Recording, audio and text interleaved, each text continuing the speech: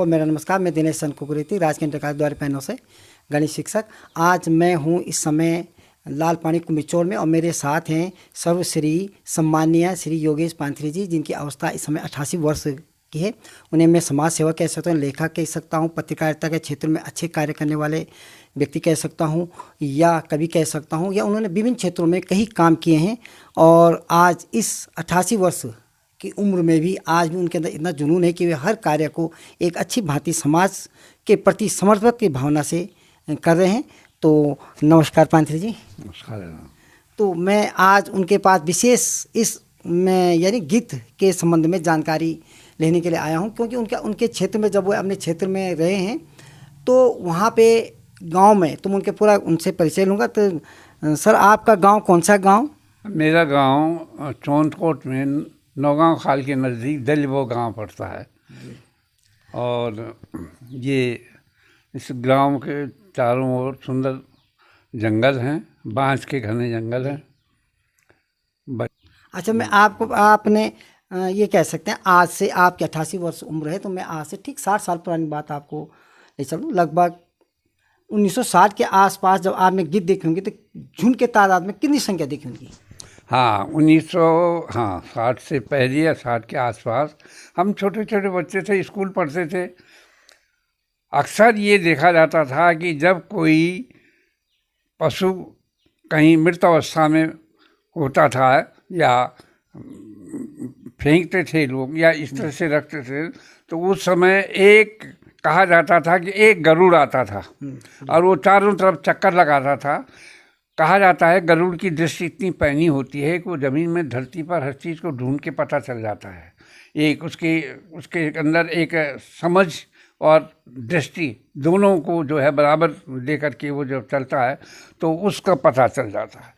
गिद्ध जब एक घूम करके चारों तरफ से आ जाता था तो उसके बाद कई गिद्ध आकर के उस टीले में टूट जाते थे और उस मृत पशु के शरीर से जो है उसको वो कहते हैं, बल्कि आजकल वो भी एक मुहावरा भी चलता है कि गिद्ध की तरह नोच के खा ले। तो वो स्थिति वो चीज़ होती थी। गिद्ध एक तरह से हमारे पर्यावरण का सफाई नायक है जी। और वो अब ऐसी स्थितियों में उसका क्यों लोप हो जाना, इसी तरह से कई पक्षियों का लोप हो जाना एक विचारणीय स्थिति है।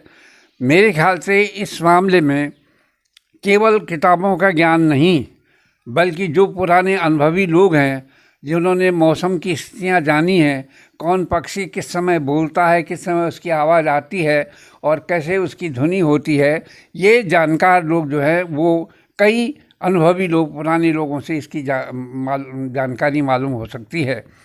और यही कारण है कि गिद्ध में भी कोई ऐसी स्थिति आ गई है, या तो ऐसा हो सकता है कि जो मृत पशु होता है उसमें कोई इस तरह की दवाइयाँ इस तरह की छिड़क दी जाती हैं जिसकी वजह से गिद्ध के जो है स्वयं उस पर उल्टा असर पड़ा और उसकी प्रजाति में वो हानि पहुंच करके वो लुप्त होती गई।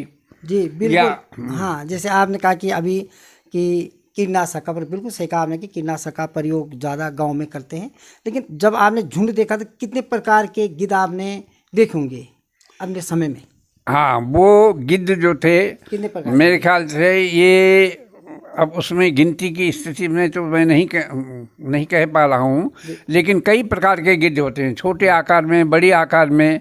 और सबसे खास बात हमें ये लगी है कि पक्षियों में सबसे जानदार, वजनदार और तगड़े तरह से वो उड़ने वाला पक्षी गिद्ध पक्षी है। क्योंकि अच्छा, जिस समय गिद्ध पक्षी उड़ता था ऊपर से तो उस समय कभी कभी हमको डर लगता था कहीं उसके पंखों से हमको न लग जाए, जबकि बहुत दूर होता था। जी, बिल्कुल बिल्कुल। तो आज वो पक्षी, उस पक्षी का अभाव है। पर हमारे अधिकारी, संयोजक, प्रयोजक और अन्वेषक इस पर पूरी तरह से गहराई से ध्यान नहीं दे रहे हैं। वो केवल फाइलों को अलमारियों में रख करके रिसर्च वो बना करके ही कार्य कर रहे हैं। आम आदमी से संपर्क करने का ये बहुत कम दिखाई देता है। बिल्कुल सही कहा आपने कि जितने भी अधिकारी वर्ग हैं कि केवल एक फाइलों में ही कार्य हो रहा है। तो मैं आपको एक चीज़ पूछ के, आपके जो क्षेत्र में थे वहाँ पे कितने गिद्धों के अड्डे थे जहाँ पे गिद्ध घोंसला बनाता था, अंडा उसके बच्चे होते थे आपके क्षेत्र में पहले? कितने अड्डे थे उसके आसपास, गांव के आसपास? वो मैं अनुमान से लगा सकता हूँ कि 4-5 जगह तो रही होंगी। जी और वो ऐसी जगह थी जिनमें चट्टान होती थी और चट्टान के आसपास कोई ना कोई मृत पशु होता था या होने की संभावना होती थी। तो ऐसी जगहों में वो एक स्थान बना करके, बल्कि कई बार हमने उन चट्टानों को कई गिद्धों से 40, 50, 60, 70, 100 गिद्धों से ढके हुए देखा।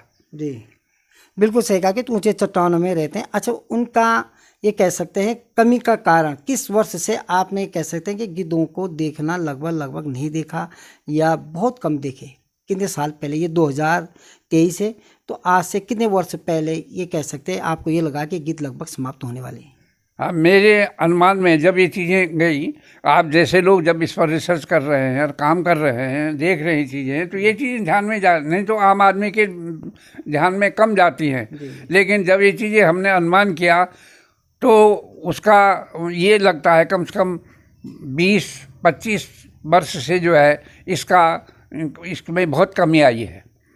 और जिसकी वजह से जो है ये इनकी प्रजातियों में, शायद इनकी प्रजातियों का एक विशेष, इनका प्रजनन का एक विशेष स्थान होता है, विशेष वातावरण होता है, उस वातावरण में कमी आई है।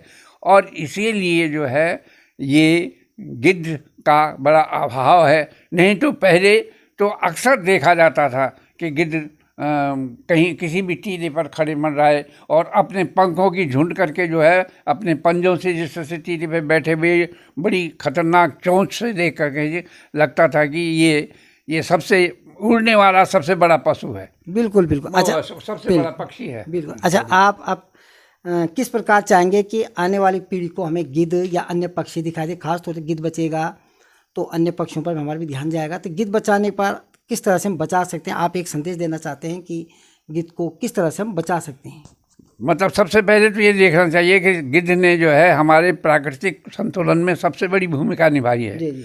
और वो आगे भी निभा रहा है। उसकी कमी होने पर हमारा संतुलन बिगड़ेगा। बिल्कुल बिल्कुल। इसलिए ये सबसे आवश्यक है कि गिद्ध की जो प्रजातियों के रहने के डेरे हैं उनके बारे में अनुभव से अध्ययन किया जाए। फायदों में नहीं, अनुभव से वो कैसे रहते हैं, किस तरह से चीज़ें हैं, और उनके लिए चारा पर जो भी चीज़ें हैं, वो खाने की बात की व्यवस्था जो भी चीज़ होती है उसको देखा जाए कि कहाँ उनको सुलभ मिल सकता है। बिल्कुल सही कहा। जैसे आपने किन जो अड्डे हैं उनको पुनर्जीवित किया जाए और उनके लिए भोजन की व्यवस्था, बिल्कुल सही कहा, भोजन की व्यवस्था भी की जाए और अन्य जो भी उनके माहौल होते हैं आसपास के, कीटनाशक का प्रयोग नहीं किया जाए। बिल्कुल सही कहा आपने।